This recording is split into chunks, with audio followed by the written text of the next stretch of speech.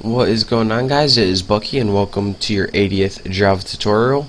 In this tutorial I'm going to teach you guys how to add data to your files. So in the last tutorial we pretty much learned how to create an empty file. Not that useful, so let's go ahead and put something in it in this tutorial. And hold on one second, I got an itch in my ear. Oh, that felt good, I got it. Alright, so let's go ahead and import a couple things. We need to import Java.io, and let's go ahead and import everything from there. And as you can see, I made a separate class outside my main class, and I just named it create file because that's what we're going to be doing, creating files. That's why I named it that. So next, let's go ahead and put java.lang. We need some crap from in there. And lastly, let's go ahead and import java.util. I'm not exactly sure what we're going to be building in this tutorial, but this should cover everything. So, without further ado, let me think, what do I want to do first? Well, the first thing we need to do is do a private formatter variable, and I'm going to name an X as usual. And what this is going to do is hold a formatter object. And let's go ahead and make a method to pretty much create and open a file. So let's go ahead and put public void, and we'll just name it open file. You can name it whatever you want. It doesn't take any parameters because it's just going to open a file. Now in this method, what we want to do, we got to have our try and catch block like always. So let's go ahead and try and set x equal to new formatter object, and go ahead and write a file name. Make sure you write one that you don't already have a file, or else you're going to overwrite it. So I don't have a file called like Chinese.txt. You probably don't either, so you can use that. So go ahead and try and set this file equal to x. If you can't, let's just go ahead and catch an exception. So catch exception E, and this pretty much means if you get an error, what do you want to do? Let's do system out println. Just put you have an error. No, error. There we go. Alright, so now whenever we call this method open file, it's pretty much just gonna set x equal to this file. It's pretty much just gonna give us a file.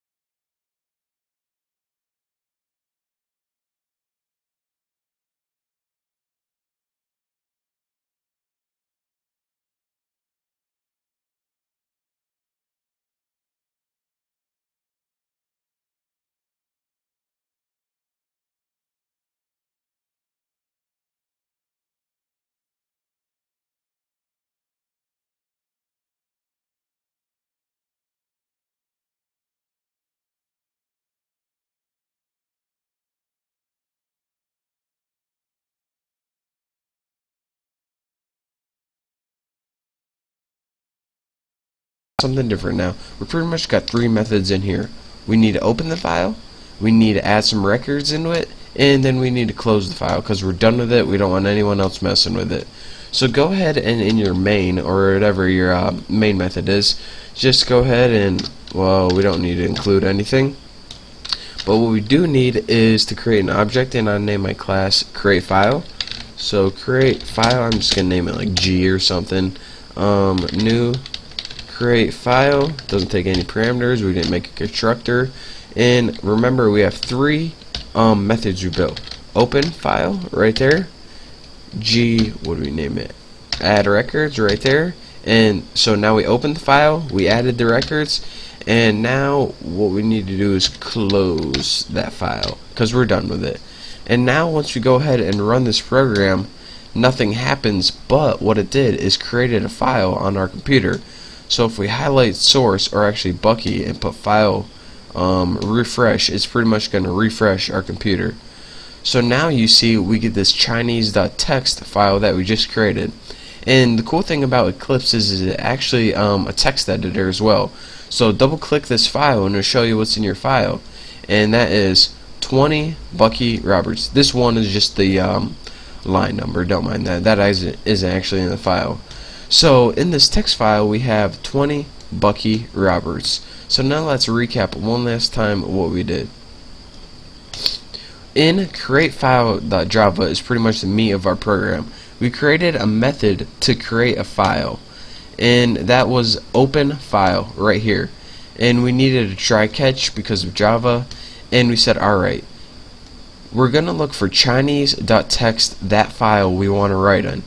If we don't have it already, then create a new one so we can write in it. And that's what X new formatter does.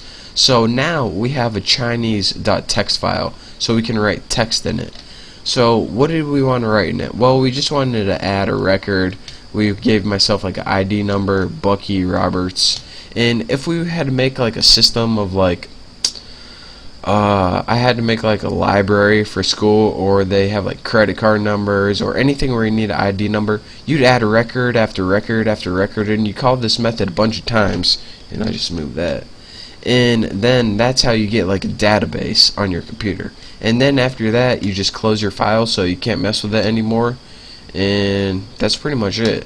So thank you guys for watching. I hope you learned a little something, and hopefully I got this so you guys can see it, but oh well, I'm done with the tutorial anyways.